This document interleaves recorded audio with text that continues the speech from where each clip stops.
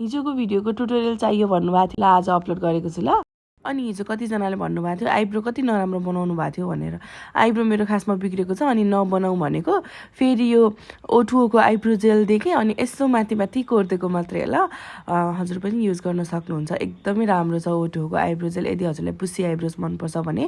त्यसपछि मैले फाउन्डेसन हाम्रो लोरियलको फाउन्डेसन लगाएर चाहिँ मैले यो सेट गरेँ आफ्नो आइलिड। अनि त्यसपछि यो O2O को आई सेडो प्यालेट हो, यस्तो राम्रो लागेको नि मलाई यो O2O को आई सेडो प्यालेट। पहिला सुरुमा न्यूड कलर ल्याएर क्रिज लाइनमा लगाएँ, त्यसपछि चाहिँ मैले हल्का त्योभन्दा लाइट सेड ल्याएर फेरि क्रिज लाइनमा नै लगाएर ब्लेन्ड गरेँ। ब्लेन्ड गर्दाखेरि चाहिँ तपाईँले ब्लेन्डिङ ब्रसले गर्नुपर्छ।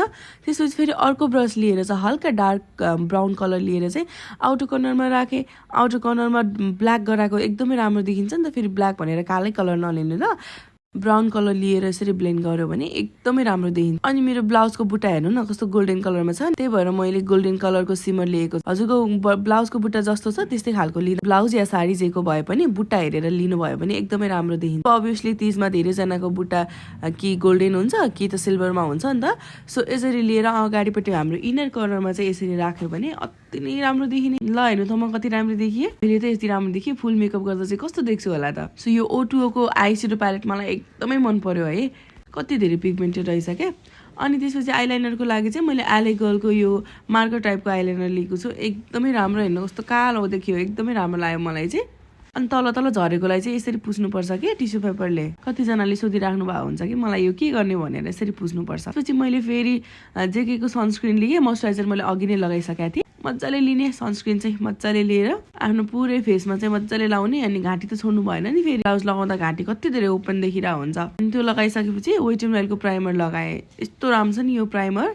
ओइली स्किन छ भने यो म्याट खालको लिनु होला, म्याट भनेर म्याट छैन, लोसन टाइपमा चाहिँ यति नै राम्रो छ यो। मेरो एकदमै फेभरेट फाउन्डेसन लोरियलको फाउन्डेसन हो, एकदमै लाइट वेट छ अनि मजाले बिल्डेबल गर्न मिल्छ कि। कभरेज त्यति धेरै कभरेज नभए पनि बिल्डेबल गर्दा एकदमै ठिक्क लाइट वेट नै आउँछ कि। अनि लङ लास्टिङ पनि छ। यसको भिडियो त मैले तपाईँलाई बनाएर दिइसकेँ। मेरो सेट 235 हो। अनि मैले यो 140 सेट चाहिँ अलिकति गोरो सेट चाहिँ घाँटीमा लगाएको कि, किनभने घाँटी अलिकति फेसभन्दा कालो हुन्छ नि त, अनि त्यही भएर घाँटीमा यसरी लगाएँ। त्यसपछि फेरि ब्युटी ब्लेन्डर ल्याएर चाहिँ यसरी ब्लेन्ड गरेँ मजाले। अनि आजको मेरो सबै प्रडक्टहरू मैले युज गरेको प्रडक्टहरू चाहिँ ब्युटी अफ नेपालको प्रडक्टहरू हो है। मैले त्यहीँबाट अस्ति नै मैले एकचोटि भिडियो बनाएको थिएँ नि तिज मेकअप लुक गर्नको लागि, म त्यहाँ गएर सामान लिएर आउँछु भनेर। हो त्यहाँ गएर सबै सामान लिएर आएर आज चाहिँ बल्ल क्रिएट गरेँ, आज बल्ल फुर्सद मिल्यो मलाई। त्यसपछि यसरी नाक कान घाँटी फेस होइन जता कति फाउन्डेसन लगाइसकेपछि अनि मैले चाहिँ कन्सिलर टाटको लिएको छु। टाटको कन्सिलर पनि ब्युटी हबमा पाइन्छ ल। अनि टाटको कन्सिलर मैले दुईवटा किन लिएँ भने नि, मेरो एउटा डार्क सेडको थियो, एउटा लाइट सेडको, दुईवटा मिक्स एन्ड म्याच गरेर युज गर्नको लागि सजिलो हुन्छ नि त। अनि त्यही भएर मैले दुईवटा लिएको थिएँ, तपाईँले आफ्नै सेडको लिएर आउन सक्नुहुन्छ। त्यसपछि मैले पाउडरले हल्का सेट गरेँ अनि त्यसपछि हल्का ब्रन्जर लगाएँ। अनि मैले यो O2O को ब्लसको बारेमा चाहिँ अझै भनेकै छैन हजुरहरूलाई है, यति राम्रो लाग्यो नि मलाई, एकदमै लाइट वेट छ अनि यस्तो मजाले ब्लेन्ड हुन्छ कि, इजिली ब्लेन्ड हुने। अनि हेर्नु न कस्तो नेचुरल देखिरहेछ, पिङ्की पिङ्की गाला रे के। त्यसपछि हाइलाइटरको लागि चाहिँ मैले वेट एन्ड वाइल्डको हाइलाइटर लिएको छु। यो चाहिँ एकदमै राम्रो लाग्यो मलाई चाहिँ, कस्तो मजाले लाग्ने कि। हेर्नु त कति राम्रो देखेँ म, एकदमै टल्केँ नि है। तपाईँहरू पनि टल्किन चाहनुहुन्छ भने यो हाइलाइटर लिन सक्नुहुन्छ ल। त्यसपछि फेरि लिपस्टिकको पालो। अब लिपस्टिक चाहिँ मैले के को लिएँ भनेर सोध्नुभयो होला, यो पनि मैले O2O कै नै लिएको ल। O2O को आज मैले धेरै जस्तो प्रडक्टहरू O2O को युज गरेको छु, एकदमै राम्रो छ यो लिपस्टिक पनि। ल हेर्नुहोस् त मेरो लिप्स कति राम्रो देखियो, चट्ट मिलाएर लायो भने सबै कुरा राम्रो देखिन्छ कि। त्यसपछि फेरि लोवर ल्यासमा लाउनु पर्यो नि त, लोवर ल्यासमा बिर्सेको रहेछ। अनि फेरि मैले लास्टमा लगाएँ।